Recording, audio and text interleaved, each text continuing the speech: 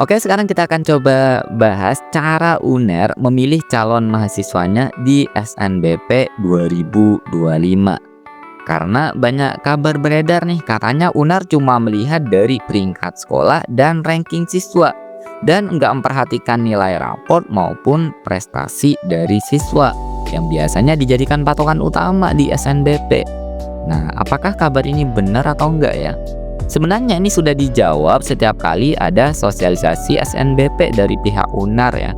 Sejak 2023 dan 2024 jawabannya hampir sama, nggak ada perubahan di sistem seleksi UNAR. Nah, harusnya di tahun 2025 ini sistem seleksinya ya sama aja harusnya ya. Nah, di sini kita coba rangkumkan dari pernyataan Rektor UNER sendiri ya, cara UNER memilih calon mahasiswanya. Oke, step pertama di sini UNER mengurutkan sekolah dulu berdasarkan indeks sekolah. Jadi belum melihat prestasi dulu, tapi peringkat sekolah dulu. Nah, UNER mengurutkan dari sekolah terbaik ya sampai yang sekolah yang kurang baik lah istilahnya. Terbaik dilihat dari mana? Nah, ini yang kita sebut dengan indeks sekolah.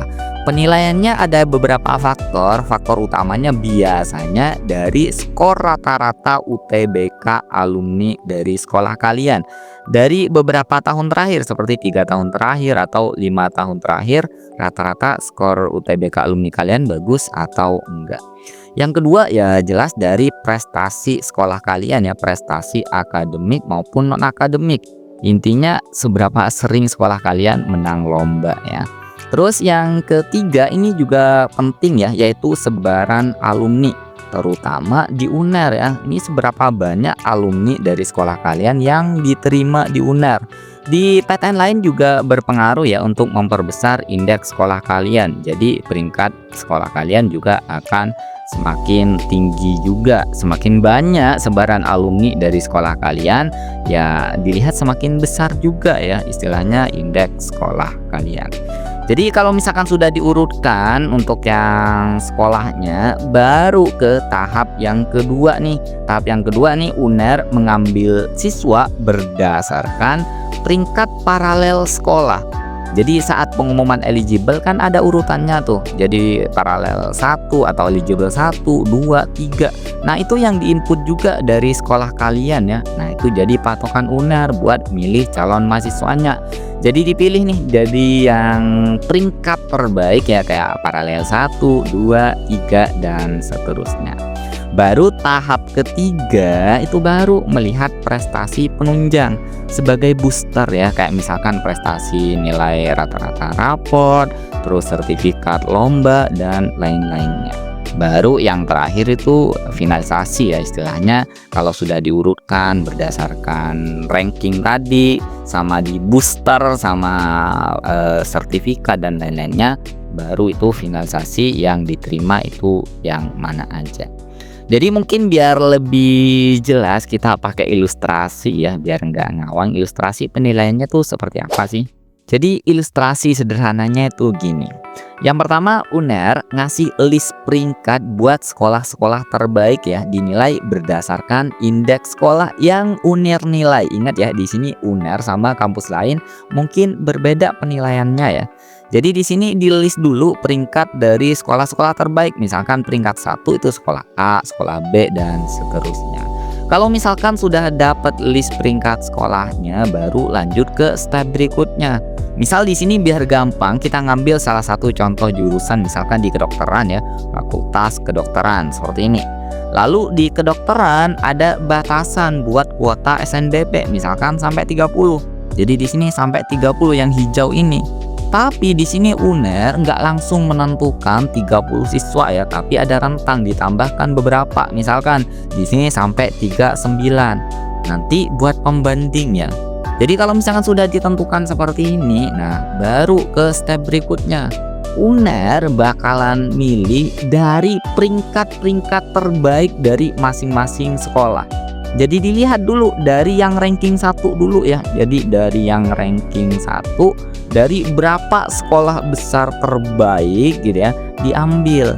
Jadi misalkan buat kedokteran dibatasin 500 sekolah terbaik. Nah, seperti ini ya, dari 500 sekolah terbaik ini kan ranking satunya nggak semua daftar di FK Uner ya.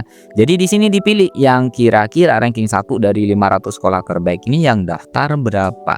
Jadi misalkan yang daftar 10, oh ranking satunya ada 10 orang.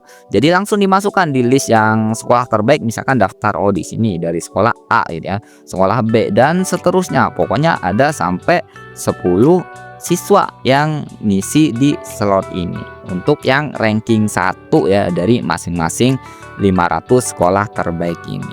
Nah, berikutnya kalau misalkan sudah di ranking 1 ini kan masih banyak slot kosong ya. Lanjut ke ranking yang kedua.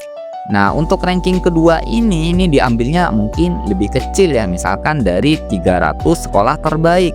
Jadi kira-kira dari 300 sekolah terbaik yang daftar di FK Uner itu ada berapa? Misalkan di sini yang ranking 2 yang daftar ada 10 lagi ya. Jadi di sini diisi dari 11 sampai 20, di sini diisi dari ranking 2 dari tiap masing-masing sekolah.